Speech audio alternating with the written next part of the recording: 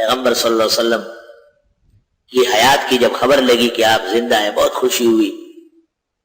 یہ آیت ابو بکر صدیق نے اس وقت پڑھی جب رسول اکرم صلی اللہ علیہ وسلم کا واقعتاً وصال ہوا، اور وصال کی خبر سن کر حضرت عمر جیسے جبل من جبال الاستقامہ کہتے تھے کہ حضرت فوت نہیں ہوئے، زندہ ہے، تھوڑی دیر کے لیے اللہ سے ملاقات کر رہے ہیں، پھر اٹھ کر کے آئیں گے اور کافروں کے ہاتھ پیر کاٹیں گے. لوگ بھی بڑے پریشان تھے. اتنے میں ابو بکر سنخ سے آئے، ان کا گھر سنخ میں تھا. فجر پڑھا کے گئے تھے، عیادت کر کے گئے تھے. 9-10 بجے کے قریب سانحہ موت پیش آیا اور پھر انہوں نے تقریر کی.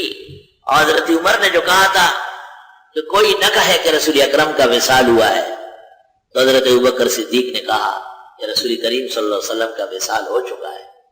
من کانا یعبد محمدا فإن محمد قد مات ومن کانا یعبد اللہ فلیعبدہ فإن اللہ حی لا یموت.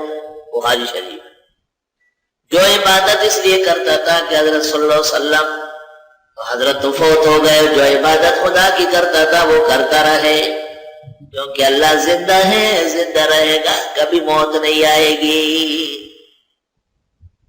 اس واقعے سے حیات اور ممات کے مسئلے میں اعتدال آ سکتا تھا اگر دونوں طرف کی نیت صاف.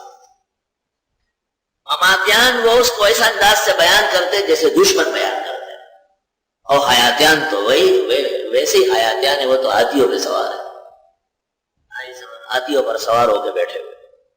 اور صحابہ کا اجماع ہو رہا ہے کہ رسول کریم صلی اللہ علیہ وسلم کا وصال ہو چکا ہے. وفات اور ممات قطعی ہے،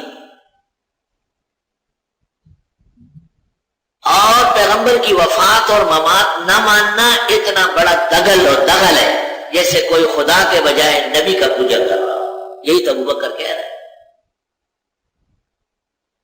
تو دنیا کے اعتبار سے موت وفات پر حق ہے، لیکن قبر میں قبری حیات، برزخی حیات، روح پاک کا جسد مبارک سے اتصال، یہ بھی اتنا ہی برحق ہے. آیات و حدیث سے ثابت ہے.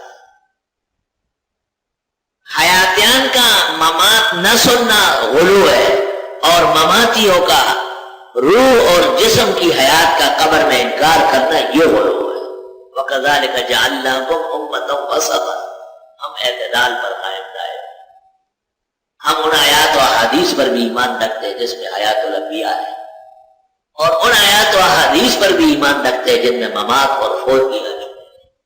الحمدللہ.